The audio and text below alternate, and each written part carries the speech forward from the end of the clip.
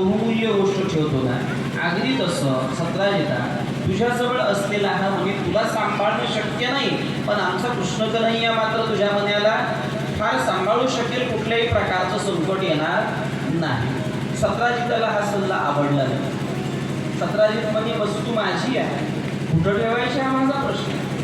मी तुमच्याजवळ ठेवेन की माझ्याजवळ ठेवेन मला सांगायचं काही कारण नाही. सत्राजित तिथून निघून गेला. घरी आला. त्याचा कारभार सुरू आहे. दररोज 8 भार सोनं मिळत आहे. एके दिवशी सत्राजिताच्या धाकट्या भावाचं नाव आहे प्रसेनजित. प्रसेनजित आपल्या भावाला म्हणाला, भैया तुम्ही बाहेर जात असताना कुठं पण ती गळ्यामध्ये मणी घालून जाताना, तसं आज मला बाहेर जायचं. मी शिकारीला चाललो आहे, जाताना मला तो मणी गळ्यामध्ये धारण करून जायचं आहे.